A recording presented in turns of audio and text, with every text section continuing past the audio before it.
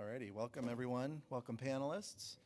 So I will be here to introduce this panel. And so among us are speakers David Bailey, Marc Wheeler, Brian Shillinglaw, Andrew Crow, and Megan Coch. And so just given the time that we have to work with and the interest in these questions, I will leave it at that. And I will invite up onto the stage David Bailey. Thank you very much. Just the green button there. All right, this is the first time I'm not presenting in like a research capacity, which feels sort of nice. Everybody who's like a lawyer always says like they're a recovering lawyer. So now I'm a recovering researcher, I guess. So I'm Dave Bailey. I'm the director of farmer advancement at GreenWave. And so GreenWave is a nonprofit organization where we support regenerative ocean farmers. So we support regenerative ocean farmers through identifying barriers in the industry, developing solutions to those barriers, and then disseminating that research and solutions back into the industry through our 4 program areas. So our 4 program areas are training support, which is Lindsay Olson's specialty there. We have market and development, which is Sam Garwin back there. Our climate subsidies, and then our farmer infrastructure. So I'm going to be talking about scaling and scaling potential and scaling pathways. I'm not saying that I want all these farmers to go out there and start scaling up now. We think it's important to start thinking about scaling and identifying the barriers right now so we can have solutions for these scaling problems that we are going to face. And so that when markets come in, new buyers come in, we can provide seaweed to these new markets and buyers. All right, so this is the seaweed value chain. I have 5 minutes, so I'm not going to go through all of this. But we go from nursery all the way to retail sales. The first 4 things are where I really want to focus, and so that's where we think farmers should be actively engaged. So that's the nursery, ocean farming, the harvest and transport, and then the primary processing. So what do we need out of the nurseries? We need quality and quantity in our seed spools, and we need independence and resilience. And so when I say independence, I mean that we need to decouple the seed producers from the buyers, and so that if you're a farmer, you have multiple areas to buy your seed from, and that also provides resilience as well. And so we sort of learned the hard way in southern New England about seed quality and seed quantity when trying to scale. We had many years of like really poor productivity on our farms, and we thought it was strictly due to bad sites. We're like, oh, Alaska could grow so much more because they have these awesome sites, and we just thought it was all site stuff. But really what it was is we were producing poor quality seed. What we thought was good, but it was poor quality seed and putting it out on our farms, and we weren't giving farmers a chance for success. So what we did is 2 years ago, we worked with a European company called Hortemar, and they came in and like, we had to unlearn every bad habit that we learned. And they're like, you need to do this. And they gave us simple protocols that we could follow. They provided us with the infrastructure needs, so clean water and a way to reduce contamination in our systems. And using that, we were able to produce gametophyte seeded seed spools of really high quality over the past 2 years. So our yield has gone up to way above what it was when we first started farming, when we thought we were doing it really well. So we provide different courses on this. So we have our seed production pathways to scale, and then we also provide infrastructure support where we'll go to nurseries and help them out. Okay, ocean farming, all I'm really gonna say here is data collection is really important. I know I said I was a recovering researcher. I guess I'll never really lose that. We need to understand what's happening on our farms. What's happening with outplanting date? Do we have the optimal outplanting date? Can we outplant earlier? Can we outplant early or later? Harvesting, when do we need to harvest? Or do we need to harvest earlier for biofouling? Can we harvest later for other markets that we might be getting into? And so at GreenWave, we have an app called My Kelp, which allows farmers to sort of track their performance on the farm, and we hope to sort of build that out a little bit more as well. And then harvest and transport, this is sort of a really tough thing to focus on when scaling if we don't know exactly what our buyer wants. So the form is going to influence what happens in that scaling pathway. we are offering a workshop up in Kodiak on processing. So we're going to be working with a company called Macro Ocean to develop a processing line. And there we're going to figure out the bottlenecks in that processing line to process stabilized kelp. We're also running some stabilized kelp process down in Connecticut. And then so, I said all that, but it's really important for farmers to understand the cost. Not only like actual costs, but the cost to you as an individual. Do you have the time to undertake all of this scaling? And it's really important to understand what's your break-even point with all of this. And with that, I'm out of time. All right. Feel free to reach out later if you have any questions.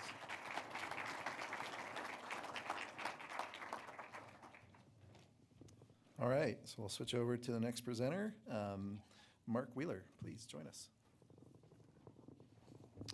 Hello, happy Leap Day, everyone. Any Leap babies in the room? No, I have a childhood friend who's born on Leap Day and just turned 13, and he's balder than I am. Just congratulations to all of you for sticking it out. You guys are the real kelp nerds. You stayed past the oyster buffet last night, so thanks for being here. My name is Marc Wheeler. I work for Spruce Root. Spruce Root is a native community development financial institution. We have offices in Juneau and Sitka, and our mission is to be a driver of a regenerative economy so that our communities can forge futures in our uniquely indigenous region. You may have heard of Spruce Root. We are proud partners with the Native Conservancy. We've been working in the kelp space for a few years. We are just launching a revolving loan fund, about to take applications now if you're interested, so you can see me after this for that. There are my slides. I wanted to acknowledge my collaborator, Aaron Jones from Sea Grant. Aaron's amazing. He's a Renaissance man. One day he's building arrays, the next day he's being an Excel expert. So I want to thank him for his assistance. How many kelp farmers do we have in the room? Any aspiring kelp farmers? All right. Well, I'm a former entrepreneur and work as a business coach for Spruce Root.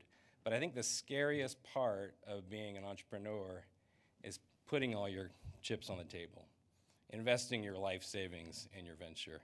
It takes a little bit of insanity, but it's a hugely courageous act. And what I wanted to present to you today is a model that Aaron and I have been working on that will help aspiring kelp farmers, existing kelp farmers, plan their the financial part of their kelp farm. So if I can have the next slide. Oh, I have to do that? Oh, this one? Oops. Green. All right. So we have a really big Excel workbook. And it came about, Aaron was working on a model for beginning kelp farmers. I had been working with entrepreneurs with a model created by the Small Business Development Center. So we Frankensteined these two things together, and then we built it out. And the idea is that you can enter details about your farm. Can I have the first page of that Excel document? So you can enter details about your farm, how big your farm is, your farm type, what kind of farm system you're going to have, how many feet of grow line you're going to put in the water, and then if you could scroll up the other way. You can enter a lot of additional details like the cost of your truck, the cost of your boat, how far your farm is from your home site, and lots of other stuff like that. If you can go to the next tab, required startup funds. What this does is it kind of feeds through this model, and it brings these values throughout the spreadsheet. And for this page, it can give you a sense of your required startup funds, what kind of financing you're going to need. And if you notice that little working capital, that is really important. We want people to realize that to have a kelp farm, what they call the runway, your runway is long. You're going to need some cash to get you through to profitability. So this will hopefully illuminate that for folks. It has a tab for salaries and wages, so you can enter your staff you need for seeding, for harvesting, The next tab is your fixed operating expenses. So it's going to calculate this for 5 years. And then in the end, if you can go to income statement, it's going to create a profit and loss statement for 5 years, a cash flow statement for 5 years on tab 8, a balance sheet, all this for 5 years. And then on tab 22, it's a 5-year summary. So, we just want to kind of shed a light on things, have people go into this business with as much information as possible. Hopefully this tool can be used by folks who might want to get financing and can present some projected financials to a lender, to an investor. But also, if by the end of the day, if you have an idea and you work through this and you figure out it doesn't make sense financially, that's a good thing. You're going to save yourself a lot of heartache, a lot of tears, a lot of marital discord, if you can figure out that that's not the right idea. And you can pivot to a better idea. So that's what we're hoping. If you can go to the final slide. This is very much a, oh, I gotta go there, sorry. It's very much a, oh, that looks kind of wonky, a beta project at this point. We would love to have folks help us test this out, see if it makes sense, see how user-friendly it is, try to break it with us. And if you're interested, please email either Aaron or I. Part of my job at Spruce Root as well is gonna be to provide technical assistance to those folks wanting to apply for a loan from us. So I can help you work through this model or other questions to build your business plan for your kelp farm. Thanks so much.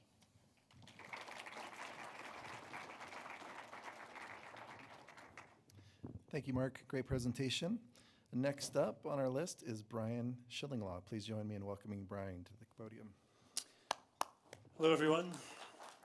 I think Andrew and I are sharing 5 minutes, I believe, and which is pretty funny to have 2 people in 5 minutes. But originally, we were thinking of having 2 cooperative experts in a panel discussion with me over maybe 15 minutes. So we could have ended up with 3 people in 5 minutes, which would have been even funnier. So I'm going to make a brief introductory remark and then turn it over to Andrew, the cooperative expert. Brian Shillinglaw. I'm here as a consultant with the Native Conservancy. But my background is in finance and funds management and forestry with a firm. I spent much of the past 2 decades with a firm that managed institutional capital for investments across millions of acres of forests in North America and Asia Pacific.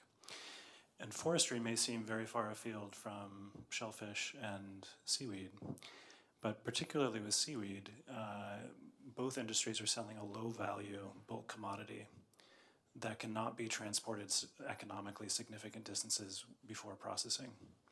You don't ship logs long distances, you don't ship seaweed long distances profitably or economically. And what that means is that historically, and particularly in the forestry industry, value has accrued to the mills. Value has accrued in the processing sector, and the processing sector tended to own the upstream resource.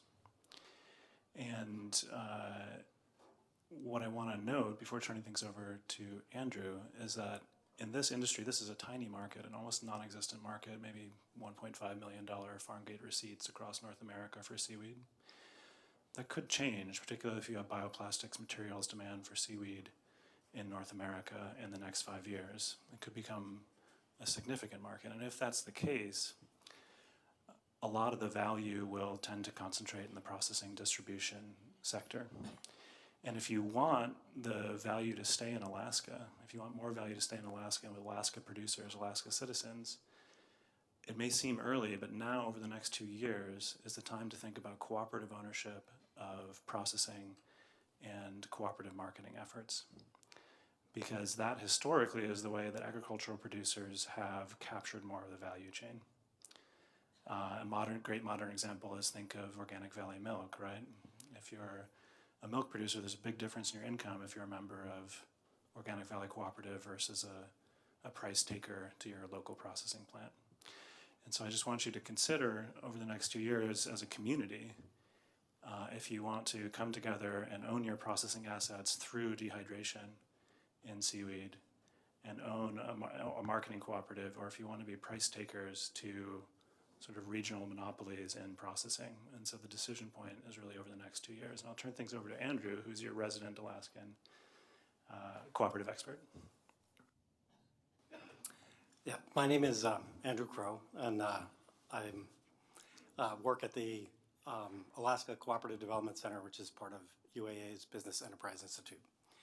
And I am Alaska's expert on co-ops.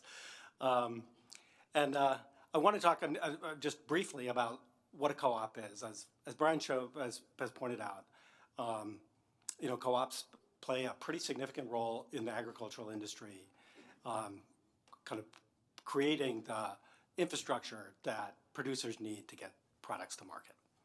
But cooperatives they're businesses that are owned and managed by the people who use their services. So they're a business.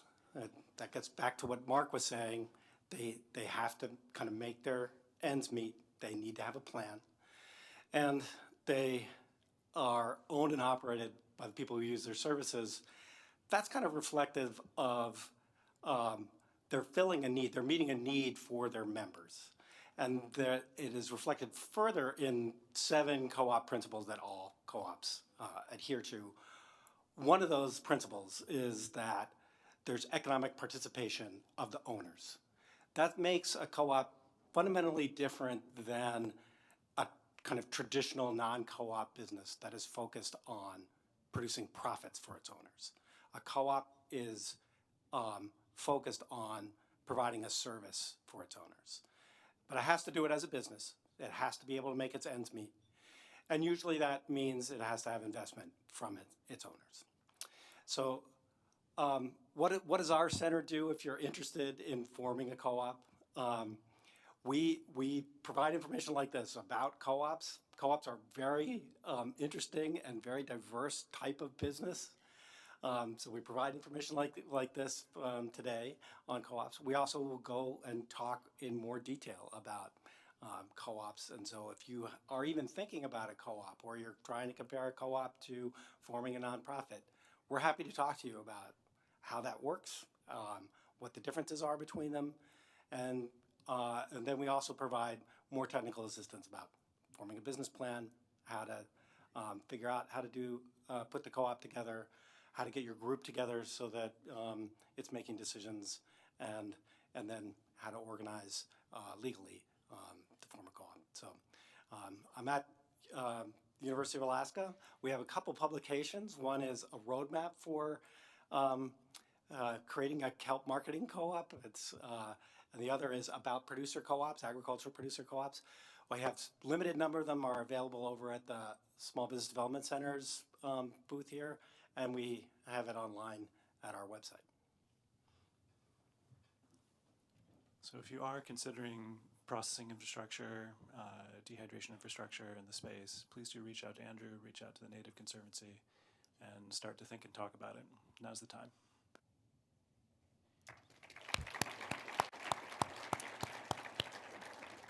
Thank you, Brian and Andrew. Looking forward to seeing what questions come about from these presentations. And up on stage next is Megan Cook. Megan works for both ABEC and Center ICE. Come on up. Green to advance, red to go back. Thank you for having me here today. This has been a truly great week. Being new to mariculture and among the 2% in this room that's located elsewhere in Alaska, I'd like to go upstream to the interior to tell a story that illustrates the benefits of technology transfer program offerings available to mariculture stakeholders. When reflecting upon a story that I could connect to technology transfer, I landed on berry picking. One common thread of my family's history within Alaska is the annual tradition of berry picking. And this pastime can actually connect to the story of technology transfer quite well. Today I'm here to introduce myself as the project manager for Build Back Better at Alaska Center ICE and the Alaska Blue Economy Center at UAF, talk about the free programs available to folks in the mariculture industry through Alaska Center ICE, and to address some of the hesitancy regarding technology transfer. First, I'd like to share a little bit about myself. 5 generations of women in my family have harvested berries on the lands of the Inupiaq and Dana people in Alaska for the past 120 years. I'm in deep with the tradition of berry picking, to the point where I joined a private Alaska berry picking group on Facebook. This group shares incredible stories of Alaska Native cultural traditions, dishes and recipes, and beautiful image of berries picked throughout the state. One rule of this page is that you cannot post your berry picking location. And it's within this mentality where I made the connection between berry picking and technology transfer. Within markets such as Alaska's blooming mariculture industry, new ideas emerge. Unique ideas can be kept as close as our berry picking spots. However, somewhere along the line, we realize we can only pick so many berries ourselves, and that we need to invite a friend or a few. So we have enough berries to make batches of jam that last the winter, not just one pie to last today. Marc Billingsley, the director of Center Ice and a patent attorney, said he liked this story and that people don't really need to divulge their berry picking spot in order for Center Ice to provide services. Alaska Center Ice provides services to mariculture industry stakeholders that are designed to give an already great idea, process, formula, etc., a boost. This comes in the form of intellectual property consultations, assistance with applications for funding, education regarding patents and trademarks, and the formation of university teams to solve the largest problem sets within Alaska's mariculture industry. It can feel scary to share your berry picking spot with a friend or a great idea with an associate, but usually the benefits outweigh the risks. The services at Alaska Center Ice are available to individuals and businesses within Alaska mariculture for the next 2 years under Build Back Better. And remember, you do not need to give away your berry picking spot to benefit from these services. These resources are dedicated to help protect and build great ideas, such as through small business innovation research grants that will enhance your idea's commercial potential through phases of funding. If you have a great idea within Alaska mariculture, I'm here and available to connect you with the free technology transfer services at Alaska Center Ice. Join our workshop waitlist to stay in the loop. And while I will not be sharing my berry picking happenings, I will be providing program details that will help create some big wins in mariculture over the next couple of years. After engaging with this group throughout this week, I know those winning ideas are in this room today. Thank you.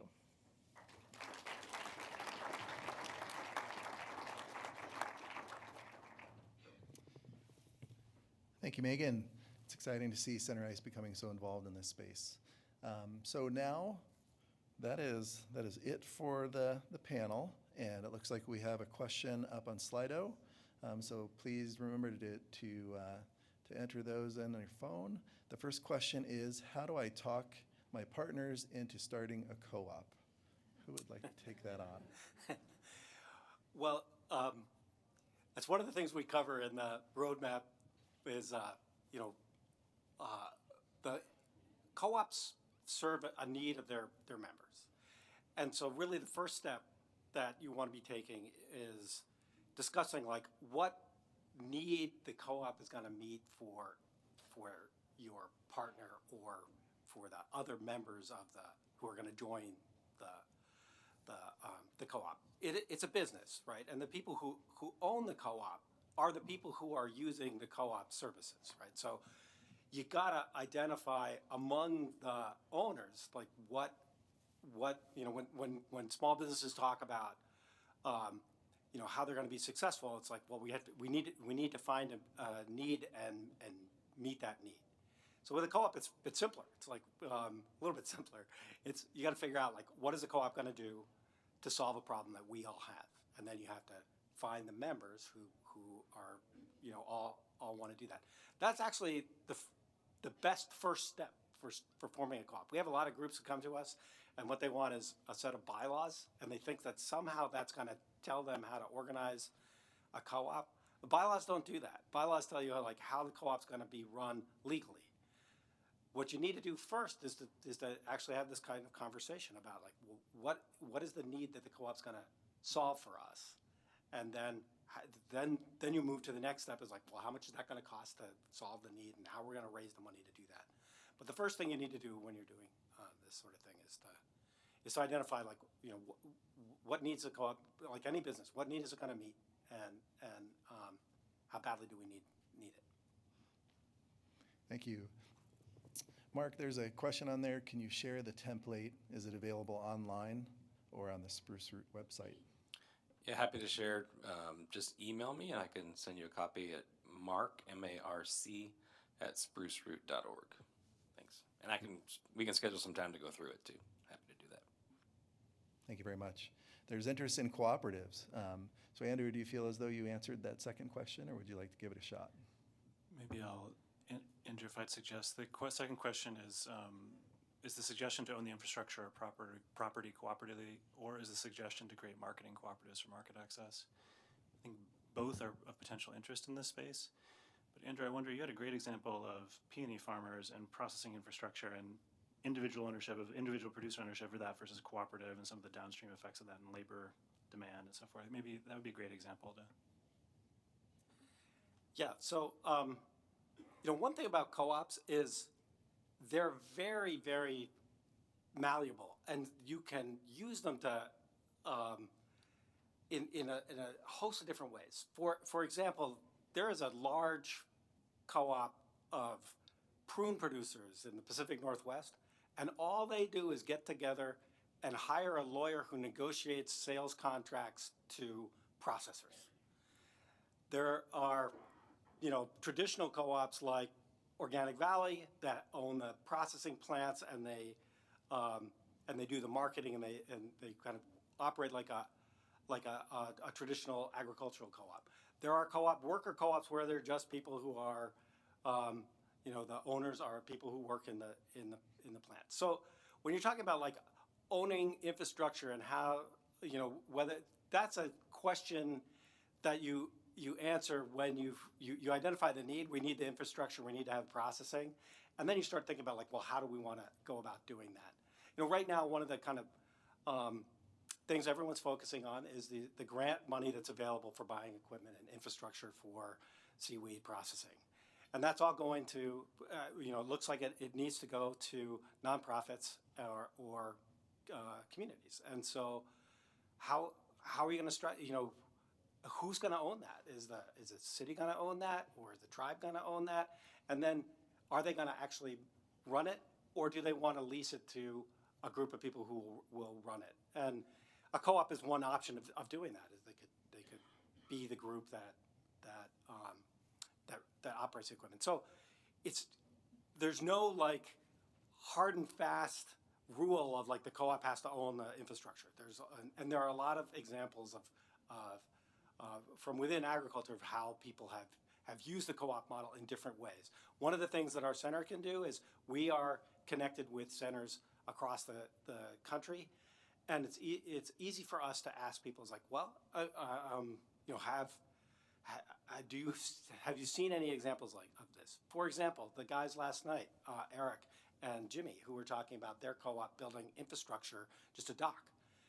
How do you run that? Well, we've been asking people, especially in the upper Midwest, are there agricultural co-ops that just own a piece of infrastructure, and how do they operate, and what are the problems that they face, and how do they get around those problems? So you don't have to reinvent the wheel. You can find out how people are doing it in similar situations and run it like that. Now, getting back to the point that Brian raised is when you start looking at this stage, I worked quite a bit with peony farmers, and when you start looking kind of where the seaweed industry is now, it's kind of where the peony farmers were, a decade and a half ago. And at that point, everyone was looking at they were very focused on equipment, and they all wanted to have their pack houses. And you can build a pack house to pack up peonies and ship them for about $10,000. And everyone was convinced that's what they're going to do. The $10,000 investment in the actual equipment and the building is dwarfed by how much you have to spend on time and labor to actually run that. When you think about these industries, the processing and marketing, it's a business. Look at any mature business like fisheries. There's a whole host of things that go on between catching the fish and getting the fish to a grocery store into a consumer's hand. The Sea Grant has a great publication about direct marketing where they spell out like all those steps along the way. There are lots. There's a business in there, and so when you're starting to think about like how are we going to do it, you can do it yourself. There are farmers that do direct marketing. There are fishermen who do direct marketing. It's a choice you make. But if you're working on scale, when you talk to most fishermen, they just want to deliver their fish and get paid, right? And when we talk to most farmers, that's what they want to do. So to do that, then you have to look at like, okay, well, there's this whole other business. How does it function? And so that's one of the things when you're looking at this question, like owning the infrastructure, or owning the equipment, owning the infrastructure, that's only a part of it. You got to look at it as a whole business. That's where things like what Marc and the guys at Spruce were putting together, like putting together a template so you can look at those costs, be really helpful. A lot of the peony farmers did not do that, and then when they came back and looked at it, they realized, oh, we've been focusing on the wrong thing. And there are a lot of people here who will help you walk through that process. Thank you, Brian and Andrew. The Slido questions have devolved into berry picking spots. So before we break for lunch, I'll just look to see if there's a question in the audience for any of the panelists. Sure, go ahead. Thanks. I was wondering, for co-ops, you need to have a business. You need to have businesses first before you start a co-op, right? You can't really start a co-op from the top down, or does that ever work? Well, there are examples of starting co-ops from the top down. One of the key ones is what's producing our electricity today. Rural electric co-ops were a federal mandate for electrifying rural America. But in general, you want to be bottom up. And that helps because those are your consumers, right? So you're talking to your consumers, that's generating your business. So yeah, usually you want to have bottom up. Sounds like there could be a session on co-ops alone at Seaweed in Ketchikan in September. So we're cutting into lunch now. And so I'll just wrap it up here then and say that the next session begins at 12:45. Lunch will run until 12:45. During lunch, please be sure to check out the exhibitor booths located in the back of the room. And just want to thank our panelists and everyone for all of their work here. Thank you.